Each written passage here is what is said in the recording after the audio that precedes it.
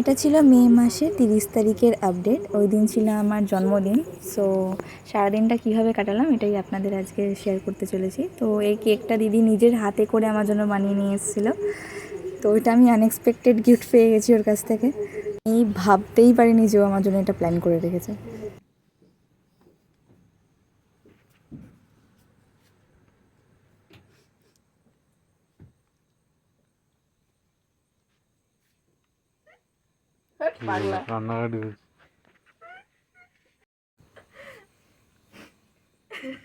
দেখ কেমন ভালো লাগে, দেখো ক্লোজ আপ নে কান্নার আমার বাজেট নেই, অতএব আমি তোকে বানিয়ে দিলাম, কেটেছি আমি। Happy birthday to you, happy birthday to you, happy birthday dear Mishtu, happy birthday to you. আরে ঠিক আছে,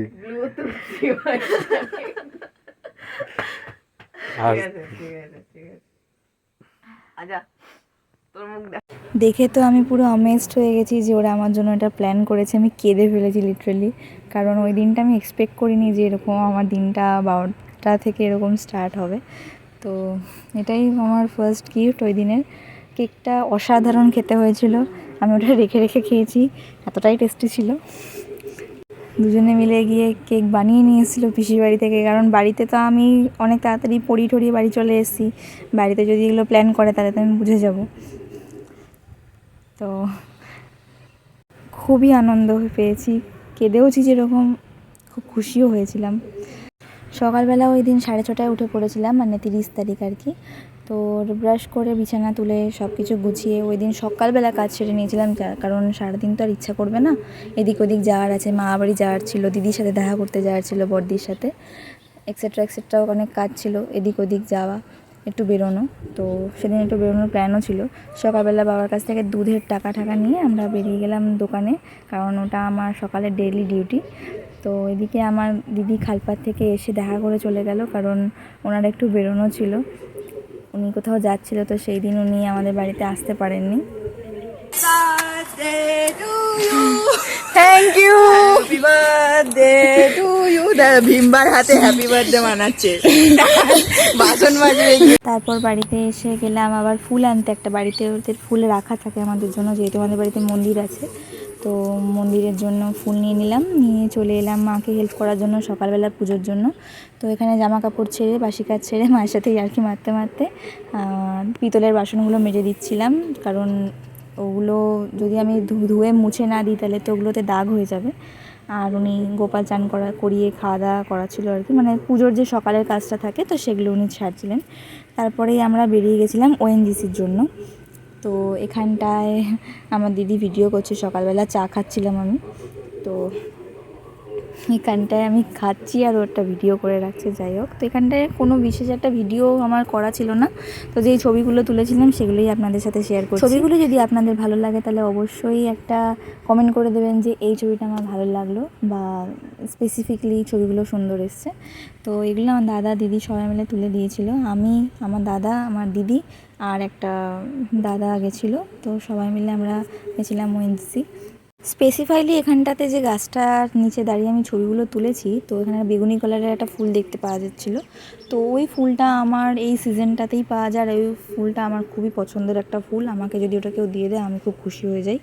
তো এখানটায় যে গিফটগুলো আমি পেয়েছিলাম, বা এই গিফটগুলো আমি নিজেকে দিয়েছিলাম, আর আগের গিফটটা আমি পেয়েছিলাম এই চকলেটগুলো। আমি যেহেতু এই চকলেটটা খেতে ভালোবাসি, তো আমার একটা বন্ধু এসেছিলো, তো সে দিয়েছিল। তো বাদ বাকি এই ছবিগুলো আমি তুলেছিলাম দাদা দিদিদের সাথে, তো সেগুলোই আপনাদের সাথে শেয়ার করে দিলাম।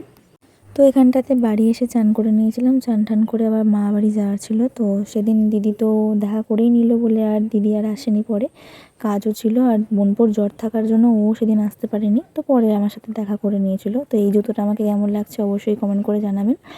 আর এখানটাতে আমি রেডি হয়ে নিয়েছি, বিশেষ একটা মেকআপ তো আমি করি না, তো যেগুলো আমার দরকারি একটু সেগুলো নিয়েছিলাম, জামা কাপড় এক্সেট্রা, জলের বোতল, আমার চোখের ওষুধটাও, ওটা ইজ মাস্ট, আমার 2 ঘন্টা অন্তর অন্তর একটা ওষুধ থাকে চোখের, তো সেটা দিয়ে নিয়েছিলাম। এখানে একটু আইলাইনার পরে নিলাম, মেকআপ টেকআপ করে দিদির সাথে একটু ভিডিও করে নিলাম যে আমরা দুজনে মিলে বেরোচ্ছি। সো এখানে মা বাড়িতে গিয়ে দিদির থেকে আশীর্বাদ নিয়েছিলাম। আমরা মা বাড়ি গেছি আর দিদি আমাদের তেলে ভাজা রুটি দিয়ে চা দেবেন, এটা তো হতে পারে না। ওটা খেয়ে আমরা উপরে চলে গেলাম ছাদে ছবি তোলার জন্য। তো এখানে যে ছবিগুলো তুলেছিলাম দুপুরবেলা সেগুলো তোমাদের সাথে শেয়ার করে নিলাম। বিকালে রেডি হয়ে আবারও বাড়ি এসে ওএনজিসি চলে গেছিলাম আবারও চা খেতে। ওখান থেকে কটা ছবি তুলে আবার বাড়ি আসছিলাম। তো এখানে যে ড্রেসটা পরেছি সেটা ছিল আমার এখানটাতে এই জুতোটা তো সকালেই পরেছিলাম, আপনাদের সাথে দেখালাম। আর এই ফুলটা আমাকে দিয়েছিল আমার দাদা কাছ থেকে পেড়ে, তো এটা আমি সামলিয়ে রেখেছিলাম আর কি। সারাদিনটা আমার হাতেই ছিল এই ফুলটা, তো ওটা নিয়ে একটু ছবি তুলে নিলাম। তারপর এখানে বাড়িতে আসার সময় আবারও এখানটা একটা দোকানে দাঁড়িয়েছিলাম যেখান থেকে আমরা মোমো খেয়েছিলাম। তো এই মোমোটা খুবই টেস্টি ছিল, তার সাথে একটা পকোড়া। তো বাড়ি এসে আমি অবাক, আমার মা বাবা অলরেডি আবার একটা কেক নিয়ে চলে এসছে। তো এবছর বলেছিল যে জন্মদিন সেভাবে কিছু পালন হবে না, বাট স্টিল ওরা আমার জন্য একটা কেক নিয়ে চলে এসেছিলো। তো এটা আনফর্চুনেটলি আমার খুবই ভালো লাগলো যে না বলেও আমাকে একটা সারপ্রাইজ মতোই দেওয়া হলো। Birthday to you. Happy birthday, Pupu. Happy birthday, happy birthday, happy birthday, Pupu. আবার আগে ফু দিতে হয় রে, তার সাথে ঝামেলা বেশি, তার জন্য ফুটা।